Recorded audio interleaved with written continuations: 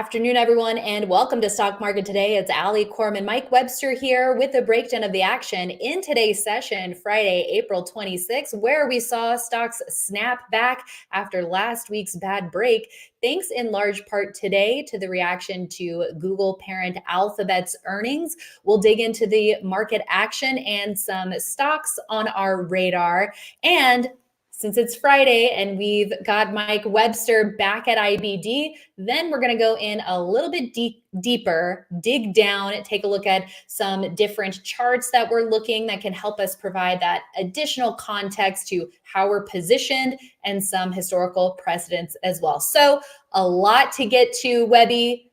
I'm excited. Are you excited? I'm always excited, so that's not really a fair question. Well, I'm excited, one. but yeah, I just didn't want to keep rambling on this intro without getting you involved. But let's start with a high level look at the market action right now. So today, the NASDAQ composite up a little over 2%. We have the S&P 500 today closing up 1%. Also, the Russell up some 1% by session's close. The Dow lagging, but one of the less important indexes that we look at up about 0.4% or so, but we're following the S&P and the NASDAQ very closely here. So we have the S&P back above the 21-day line now, Webby. And that's really the key, is that green line on there, the 21-day. And that's something that we've done a ton of work on. And basically, when you're above the 21-day, good things tend to happen. When you're below it, bad things tend to happen. That's trading at its simplest level. Now, where our close got above it today, or got right at it, we really want our low to be above it to have more conviction. But today was essentially a follow-through day in spirit. We're waiting to see how the volume figures turn out. From what we were looking at before, NYSE was light today, and NASDAQ was about the same as yesterday. So, we'll see. But regardless of how the exact numbers come out, it certainly felt like a follow through on an index level. And it's a reminder to us that we need to be flexible. I was extremely bearish just a couple of days ago, even yesterday morning, based off of some historical work that I've been doing, and we'll talk about at the end of this session. But just like Bill taught us, you can be very bearish, but when the facts change, you have to switch and be bullish. So at this moment, we had a follow through day. We're back at our 21-day. So now we're going to be looking for stocks to be buying next week. And you probably did a little bit of buying today, right. Probably covered some shorts, and, we'll go from there. Yeah, definitely a step in the right direction. And this was a tech-led rally today, fueled by Google. So here's a look at the NASDAQ, also getting above the 21-day line, getting closer back to 16,000 and the 50-day line. Here's a look at Google just to put things in perspective. This really kicked off the ripple effect across the market today, up 10%, a gap up on an earnings beat, big report issuing its first ever dividend. Microsoft also had a favorable earnings reaction as well. Of course, not to this degree that Alphabet had. And so it's not just the fact that, this is an index heavyweight. Of course, that really, really helps. But also it's just this AI theme, Mike, that investors are really focused on this year, and Google putting that back at the forefront. Exactly. So the big bull markets tend to be led by themes. Of course, we have the internet theme is the one that everyone thinks about. But if you go back in history, there was a time when the airliners were, a new thing, and then that brought on a big bull market, and you had all the follow-on effects with all the hotels and then restaurants that built out from there. You go back further, of course, you have the railroads, and then you have the cars, automobiles. That these big themes can last a long time in the market. So this AI theme is not a 1 day or a 1 month or a 1 year thing. It'll be, drawn out over years or maybe even decades, but that doesn't mean it goes straight up. And that's what we saw here recently. So just because AI is going to be big and powerful, and you've got some of these great companies that are doing wonderful things, they're going to make everything more efficient, and just kind of makes you think to the days before we had Google, before you could just look up everything. I mean, I remember I used to spend so much time at the library. Now, no one goes to the library, or hardly anybody does. So AI is going to be changing the way we live in ways that we can't even think about, but it's not going to be a straight line up. Exactly. Yeah. And because of Google's AI innovations and spending plans, that really helped buoy a lot of other areas of the market, including chips. So here's a look at SMH, which, along with the major indexes, had a bad break of its own last week, really snapping back in strong fashion this week. On Friday alone, up 2.6%, getting right to the 50-day line. For the week, up more than 9%. So pretty impressive. We're right at that key 10-week line, but this is definitely encouraging to see. It's encouraging to see, but let's just toggle back to the daily for a moment. That break, now we have to think of things in a few different ways. We want to be flexible. We had a follow through day, so we want to lean bullish, but we also want to look at reality. And this is, formed a little double bottom where the second bottom has undercut the first one by more than you would expect. That is a little bit more than normal. It doesn't mean it can't work out, but it is a flaw, and it does put it kind of in a weaker position. So it was good that we have the strength this week, and of course today. And this has been the leading group because as people think of AI, the way to play it from an institutional standpoint, it's pretty much in the chip space and the Nvidias of the world. And of course, you do have the other ones like the Googles that are big players, but it's really the chip space right now and hardware related that is thought of as the AI theme plays. Mm-hmm. Yeah. And speaking of NVIDIA, let's transition that way. Up 6.2% by Friday's close. Full disclosure, I did reestablish my position. I hated to get rid of it, but that bad break, slicing below 800, that key level, was just a signal that I was taking to sell. Hated to do it, but like you said, got to be flexible. So I'm back in. Loved the retake of the moving averages today. This is the market leader right now. So what are you seeing in the chart, Mike?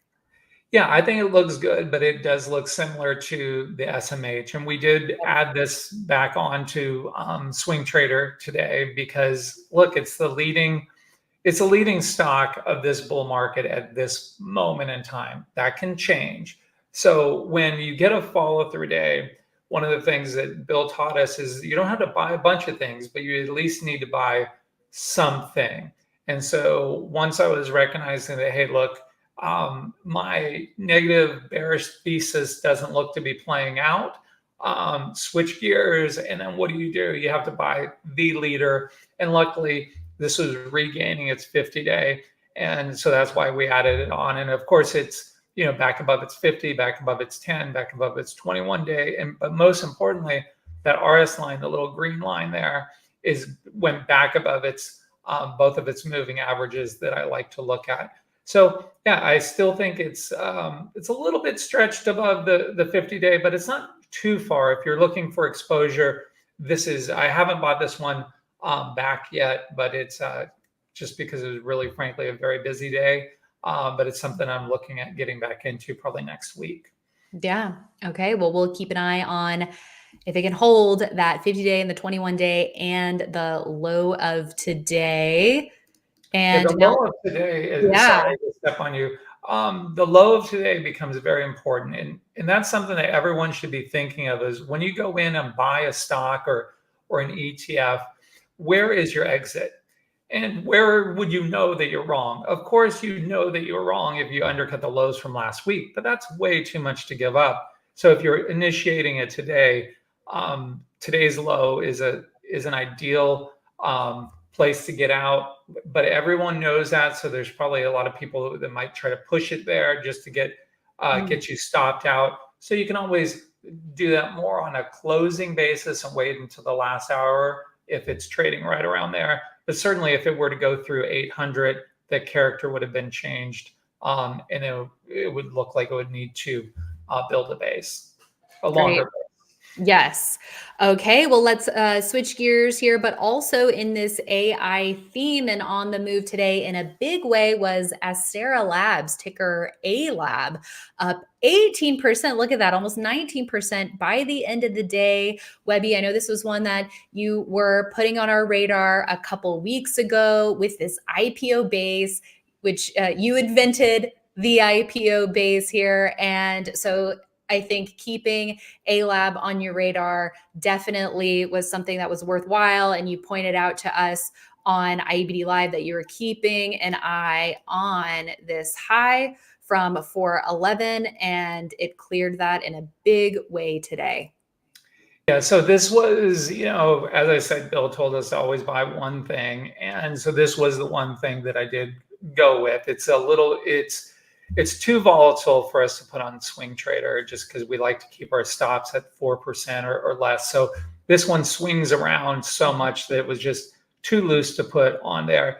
But everyone should go back and study the Google IPO base. And that is where, how I invented the IPO base by studying that, and then literally every IPO of every stock in all of history. Let's go back to the daily on here to see like the different entries. So I started getting when it went above the highs from 2 days ago. That's where I started. Yeah, right there. That's where I started, and then I was adding to it throughout the day. And I didn't expect it to be this powerful. Now, you don't want to wait until it gets up to the old highs to initiate. Like today was a place where you would be buying it. Now, what you don't want is for it to retrace today's move and go underneath today's low. That would be really out of character and tell you that there's something wrong with the stock. But for those of you who are trading this, just expect a lot of volatility and adjust your position size accordingly, because this thing can go up or down 8% in a blink of an eye. And so you want to be aware of that. And that RS line is acting perfectly. So this looks textbook. Yeah. Great. Okay. Well, we want to take a look at Cava today because this was added to leaderboard by the leaderboard team early on in the day, and by the close up more than 10%. And CMG Chipotle's earnings yesterday, putting the restaurant group back squarely in the front of our radar with that big move above 3,000 and extending gains on earnings. So when you see an explosive move like that with a leading stock, it's time to take a look at some of the others in the group, right? That might be setting up. And that's what we did with Cava. Yeah, so the guys who run the leaderboard team, Dave and Ken, primarily, they did a great job by adding this on. It was a recovery off of its 50-day, and that the point that you made with CMG is key, and that's at the core of what Bill taught us, is that groups really. A lot of a stock's move is determined by the group. So when you have a leader like CMG, go out to the monthly, because this has been one of the better model book stocks of all of history. It goes on nice long runs. They expand at the proper pace, which is difficult for restaurants to do, like not too fast, not too slow. They do an excellent job, and they've been able to have this huge move.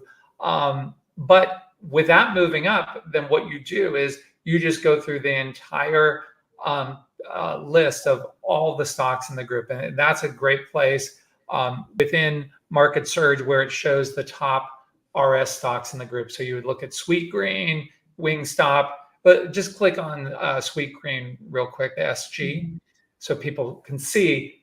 That's how easy it is to look at the other stocks in the group. And then that one had a really nice bounce off of its 10-week. We talked about that on IBD Live this morning with Jim Ropel. That was, worthwhile. If you missed that, I would go back and rewatch it. He had a lot of great things to say.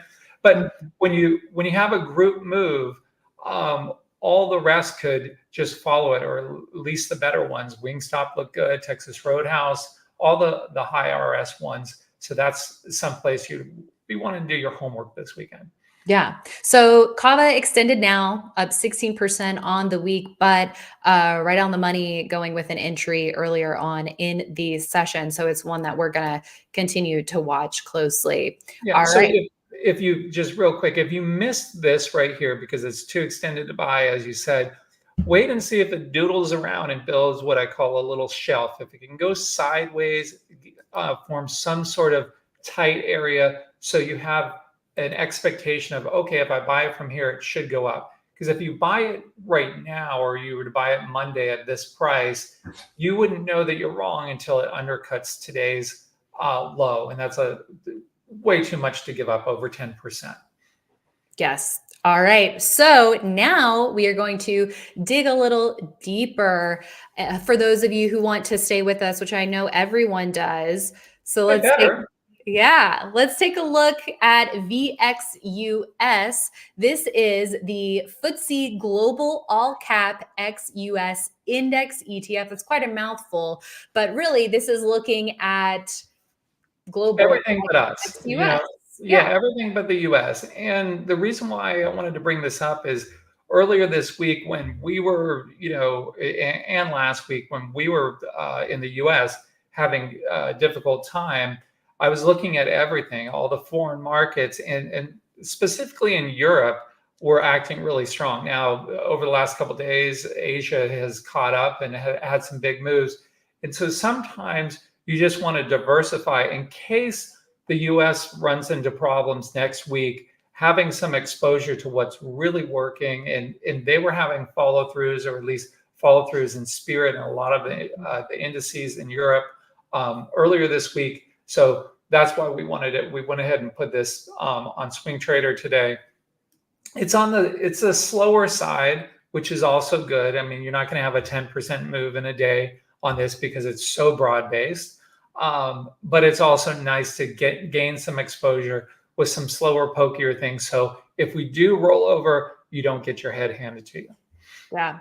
Okay. Let's also take a look at RSP. This is the equal weighted S&P 500 ETF. So this is a signal of market breadth. So what are you seeing here? It looks like RSP lagged today. Yeah, it did lag because it didn't have the benefit of the Google move and the Microsoft move and the other ones that are, the high market cap ones that really lifted everything. But what we were seeing earlier this week was it was starting to show some relative performance. Now, that RS line is weak, but that's also because just the nature of it, it's 500 stocks equally weighted versus SPY and the Qs or NASDAQ, which are all market cap weighted. So it's a slower, pokier type of instrument. Is also something we put on Swing Trader more from a safety standpoint. If this is for real, this one will go up with everything else, or it should.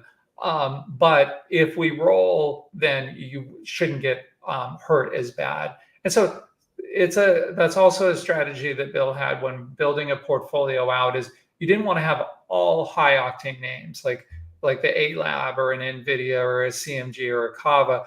Those things move a lot. And so balancing out your portfolio with either slow pokey stocks or really broad diversified ETFs, even if they're not the super big ones, super fast moving ones, that's what you'd like to have when on those down days. Awesome. Okay, so for more market context, we are now going to switch gears and take a look at Mike's TradeStation charts. So that way we can see the different levels that we're watching. Also, let's first start out with the old regression channels just to underscore this character change that we saw for the market last week. And now we're trying to find a new channel, right, Webby?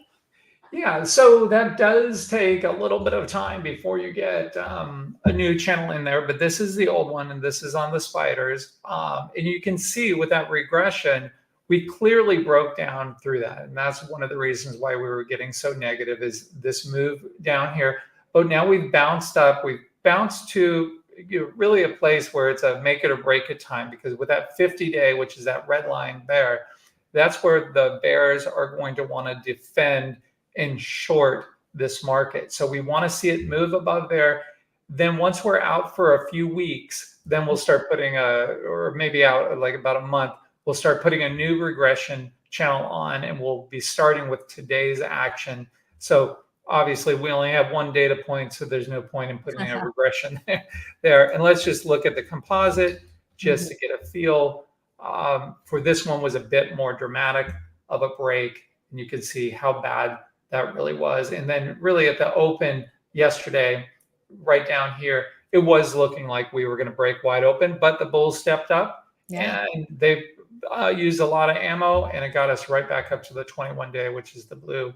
And again, this 16,000 level is right around the 16,051, which is your 50-day. So that becomes a very key level for us to get through. Absolutely. And before we move on, speaking of Thursday's bar, because I did want to ask you about that too, because Webby, I know you're excellent with the day-by-day, bar-by-bar analysis and adding some additional context there, because we had a really bad open and some not so good economic news. So to see the kind of close that and not to mention Meta had a terrible earnings report. So we're, of course, we have the earnings crapshoot with Friday, well, I guess Thursday night, technically, with Google and Microsoft. So you just never know with that. But any sort of clues that we could have gleaned with how the market closed Thursday? Yeah. So since you brought up Meta, this was Meta yesterday. So frankly, if Google would have done something similar to this today, or Microsoft, we wouldn't have had the follow-through day, in my opinion. So it does, earnings really do become a bit of a crapshoot for the entire market now when you've got the mega caps in play. But as far as looking at these are candlesticks, and something that people should get used to looking at. And when it's blue, that means that you opened up down here and you closed up here. And when it's red or pink, then you opened here and closed down here. In general, in bull markets, what happens is you start weak and you end stronger. In bad markets, like up here, you start strong and you close weak. That's just something that's, as old as the hills, been around forever, as Livermore would say. And so yesterday was a clue, a big clue that the market, that the bulls were stepping in there because of that candle, that huge candle, the distance between the open and the close, and the fact that you pretty much closed at the highs for the day. That was a really big sign, but you were still stuck underneath your 21. You were stuck under even your 10-day. And there wasn't enough evidence, in my opinion, other than just getting lucky buying yesterday. I know it was a nice upside reversal. It kind of looked good, but you were going into this event risk with today's data, Microsoft and Google. That really could have just, if everyone's honest with themselves, it could have gone the other way. If those were bad reports, we would be talking about fresh lows right now. Absolutely. Okay, so that's good context for us. Now, let's follow up on our view of the 50% retracement on SPY and the composite as well. So we're going to stay with TradeStation for 2 more charts. And so here's a look at the 50% retracement from the 3 waves down breakout area. Exactly. So we're starting our advance from here and going all the way up to this peak. And as I always like to say, whenever you advance up, stock, index, intraday, monthly, doesn't matter. You can always retrace 50% of that before you even know that there is a problem. So this advanced from here up to here and then retraced less than 50%. This red line here, the 491.82, that is your 50% retracement level. And SPY was able to hold above it. So that was giving you a signal that SPY was actually stronger and healthier than the composite. So let's look at the NASDAQ. And you can, the same information, the same 50% retracement level, then you can see we broke wide right through that 50%, like it wasn't even there. But now we're back above it. So when you're above it, you have to be bullish. When you're below it, you want to be bearish. And so yesterday's action was kind of just right on the fence. I mean, it was right in the middle of yesterday's bar. So it didn't give you enough evidence. But now we do have the evidence. We're back above the 50-day. I mean, back above the 21-day. We're back above the 50% retracement. And so all is good there. We could look at some levels if we have the time. Let's do it. Okay, so here are the same levels that we had last week on, hopefully everyone tunes in every week to watch these. Yeah. And these are the key levels if we end up rolling over that you want to see if we get support. And what's important is we were able to make it back through this level, which is one that we broke already. So we were able to recover through there. Now that we're playing offense instead of defense, we're looking for levels on the upside. So the next place we want to get through, besides obviously the 50-day, which is very important, would be the high of this day, the high from the 15th. That was that really bad day. So that's 1530. And if we toggle over to the composite, that's up a little more from where we are, and that's at 16,293. So that would become an important level.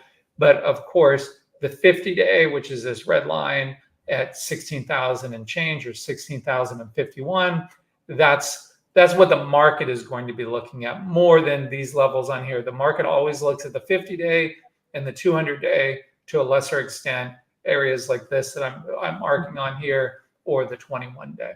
Yeah, that 50-day definitely looms large. All right, now we're going to transition over to TradingView to circle back to that off high indicator that you showed off last episode to see where we're at in terms of where we are off our highs and the average true range. Right? Can you see it? I'm very bad at this talking. There we go. Okay. We're back. So let's look at the spiders. And what I would focus on is this area down here that I'm just going to stretch out to make it easier for everyone to see. And all this is the green, the yellow, and the red. That is just telling you how far off of your highs are you in terms of your average move. And it's average true range. Don't get hung up on the jargon. Just basically, when you're in the green area, you're trending nicely near your highs. Once you get in the yellow area, you're getting concerned. If you get in the red area down here, then it's like look out below, because things could really break wide open. And so what had happened is we got into the yellow area, which I define as the 4 ATRs. So four of your average ranges over a 21-day time period. So we've got below there. Now we've moved back up with today's action back in there. So we want to stay in that area. We'll glance at this every week, and let's just look at see how NASDAQ did. And the same thing here. We're back up in here. I just call this my little Bob Marley indicator because of his colors and because I'm a fan. And so once we're in the green area, all is good, and you want to keep the gas pedal on.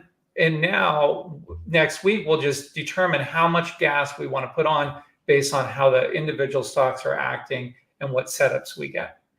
Yeah. But just because we're in the green doesn't mean we don't have to worry about a thing. Right, Oh, wow. Webby? Very well played. We didn't even plan that. I love that. Good job. Yeah. So I take that as you're agreeing with me, and it was a little musical reference. Yes. All right. So great to know we're back in the green. So we're seeing more of these positive vibes, positive signals, steps in the right direction.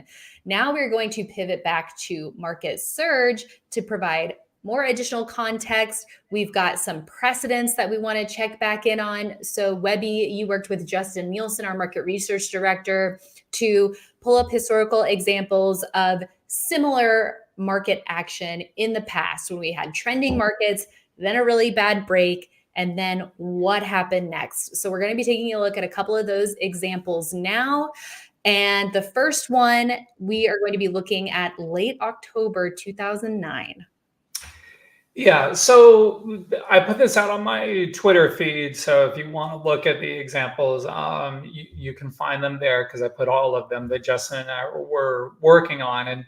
And when you look at all of them, we're only going to look at a couple of them today that, just to define it, we looked at times where the market had been above its 10-week for at least 13 weeks. And then we had a bad break, and we defined the bad break as you were down at least 4% for the week. You close in the bottom quartile of the bar for that week, and your high had been above the 10-week on that week and then closed below it. So go to the weekly chart for a second, just so people can get a sense, since that's a daily, and you can just see that bad break in there, right there. So that was, you have that in your mind of, you have this nice trending market, and then you break it in a bad way. And then what do you expect? Now, this is probably the best example of the 09 and the 03 are ones where it ended up working out, but the rest of the samples weren't so good. And we'll look at a couple in a second. So let's go back to the daily. So with this one, it just kind of hung out underneath the 50-day for a little bit, and then just meandered up through. And then you had a nice gap up where your low is above your 21-day. That's the key day that I'm looking for and waiting for, to really put the gas on hard, to let us know that we're really out of the woods, and this isn't just a bounce up to the 50 that's going to run into a resistance. So getting your low above your 21-day is key. Okay. Next, we're going to take a look at two examples from 2007. So I'm going to cue my charts up here. So here's two more. Yeah. And let's just glance at the weekly for a second. Mm-hmm. And so you can see those bad breaks that are in there on the chart. You'd been trending up nicely. Then you over by the 2724, you mm-hmm. broke it as well. So let's go back to the daily. Mm-hmm. Yeah, so right there and right there. So we're going to zoom in. So with the first one there in February, you can see that afterwards you had several, just choppy days, but then you undercut, and that's what I was concerned about. I thought that was going to happen, yesterday, really, that we were going to undercut, but then you had a nice upside reversal. When you're looking at charts, the upside reversal is probably your best entry period, above anything else, because it gives you a clear indication of where you're wrong. And if you undercut the low of an upside reversal, the low of that day, then you know that your thesis was wrong and you have to exit that trade. So that would have been an ideal place to start a position. Then, of course, you get a follow through day a few days later. Mm-hmm. Now we go into July, and that one was very violent. And what was tricky is, and what I'm concerned about, frankly, is that third day up where you went into your 50-day, that could be what we're in for. So we want to, it's not like, all is good. We need to get some time. And when we looked at all of these examples, the only way to really solve most of them, except for the 03 and the 09 example, was a time element, and this needed time. And then you can see that nice upside reversal at the bottom, mm-hmm. the bottom day. And again, even though it was a pink day, it was clear that widespread closing at your highs, that's a signal to buy with using that low there as an exit. And there was a ton of money to be made during that time frame. And then do you see the day after that top day is that expectation breaker that we talked about a few mm-hmm. weeks ago. And so that was probably November 1st. Yeah, November 1st, day that will live in infamy. And that was a very important day in trading history that everyone should study, because it was a change of character. And that was the beginning of that terrible bear market that lasted until March of 09. I think we have another example. We do. We've got one more. So I'm going to queue up 1983. And here we go. Okay. So a lot of them looked kind of like this. And that's what was putting me so negative, is that when you look in the past for clues, kind of a map for going forward, and you see a lot of things like this. This was the bad break that was similar to our bad break that we just had. Let's go to the weekly mm-hmm. so people get a sense. And remember, from 1966 to 1982, it was this choppy sideways market. And then, in 82 to 2000, that was your major bull market. But just like I said, earlier, that things don't go straight up. This whole AI theme doesn't mean we're going to go straight up. That was terrible action. I mean, that's a long way down. And that's what I was concerned was going to happen. But again, let's go back to the daily. With this one, you never really saw that lift right away, like we had this week. And look at all that time you spent underneath your 21-day. So even if on this, you waited until you got above your 21-day and then exited when you got back below it, you didn't get hurt that bad. And so in summary, for these old historical charts, and we can toggle back to our current chart and just look at the weekly, so everyone has that in your mind of how bad that break was, how out of character that was. So we've rebounded a lot. Doesn't mean we're totally out of the woods. And let's go to the daily for a second. That green line, the 21-day, that's what you want to focus on. Next week, can we get that low above it and start trending above it? Or do we chop back and forth? If you chop back and forth around that 21-day, you want to stay light and maybe only buy a couple things. If they're working for you, then you can buy some more. On the simplest level, if you can just boil everything down to just one thing and take everything off your charts, just put that green line on there and just focus on that. And that is your homework assignment for this weekend, is to go into market surge and take everything else off except for your 21-day and go back and look at previous markets. Just do the change date the way Ali was doing and just look at different time frames. Maybe look at my Twitter feed where I posted those charts. I have the dates on there. You can go back in time and look at those, and just to get a sense of how powerful that 21-day is. And especially the low being above it is a good thing. The high being below it is a really bad thing.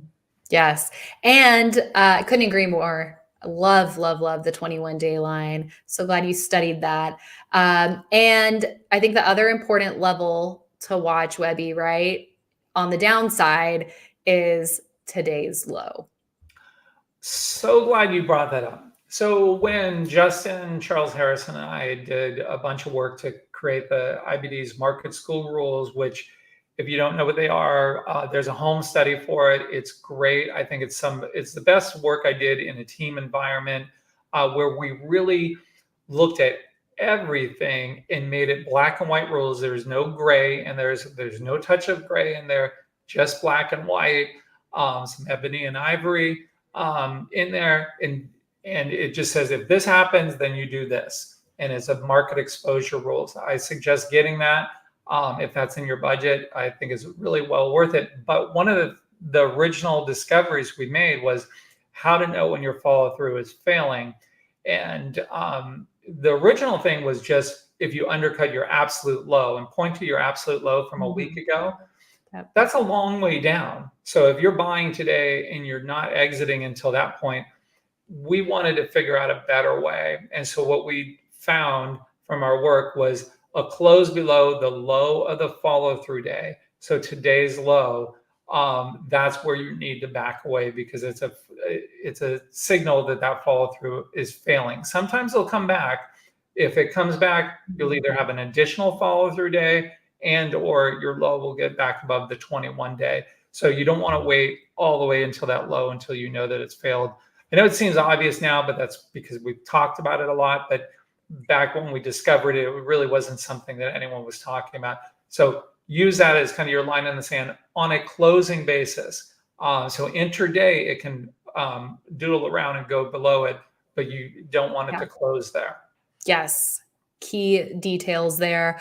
All right. So in closing, Webby, what should the game plan for the week ahead be? We've got more key earnings reports coming up. We've got Fed news around the corner. So there's still a lot of hurdles, both on a technical perspective and just a lot of the cross currents out there to navigate. Yeah, we're knee deep in the earnings cycle. So yes, that was great that we gapped up today on earnings. Monday, Tuesday, Wednesday, we could gap down just as bad as we gapped up on earnings. So you want to be flexible during this time frame. Is a very, volatile time. Plus, we have all, like you said, all the Fed stuff. But I think the market they've got to realize, in my opinion, Powell is not going to do anything this year. That's just my opinion. It's worthless. Everyone's opinion is worthless. What he ends up doing is really what's meaningful. But he's been telling us that in the market, the CME Fed Fund futures, if I could say that, really isn't matching what he is saying. So I think he'll continue to come out and have his other people at the Fed have that same message that, hey, you know what, we're really not going to be doing anything. And whenever they talk, the algos, the text reading algos go in there and they sell off. And then you just want to see, do the real buyers come in there and lift up the market, or do they continue selling? Because that'll give you a lot of information. So what do you do? That's really the question. So what I would do this weekend, I'll probably share on my feed some different screens to run, but you can just start with the Growth 250. There are 45 screens or so that I built that are behind the Growth 250, and it pretty much gets everything. I like to look at more stuff just because I like overkill, but if you just look through that, you could sort it by composite rating, you could sort it by market cap, you can remove the illiquid names if you don't like those, just move it into a list, get rid of things that are too thin for you, that's fine. And that's where you're going to get your ideas. We have some buckets in there. If you go over into the Growth 250 over on the side, we've got some that relate to pattern rec that are helpful. So play around with the Growth 250. That's the easiest way. And if you want a little bit more work, I'll share some screens out there. But look, build your watch list, build stocks, ready list is what I like to call it, of stocks that are ready to break out. If you picture in your mind a big bar up on Monday, would you want to buy it? Is it in position? And if so, mark that down, email to yourself your plan. And if you do that every day, you email yourself, okay, if this happens, I'm going to do this. In the heat of the battle, when the bullets are flying, you can just say, you know what did I think over the weekend? What did I think last night when my head was clear and I didn't have my account way up or way down? And just always email yourself a game plan. Use the Growth 250. That's why I built it, to help save you time.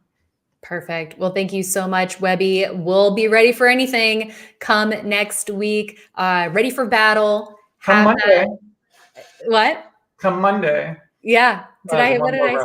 Come, it's a Jimmy Buffett it's another song reference. Rest in peace, brother. Yeah. So many of those go over my head. But thank you so much, Webby. Always incredibly insightful. We really appreciate it. That is it from us for this week. You can follow Mike on X at mwebster1971, where he will be posting that weekend homework. And the team will see you starting Monday morning on IEBD Live. But of course, we've got continuing coverage over the weekend from Ed Carson and others on our site. So check that out as well. And we'll see you on IEBD Live in the morning on Monday, investors.com/IEBD Live for all the details on that. We'll see you there. And then we'll also see you after the close Monday as well. And for our it's okay. Are we back?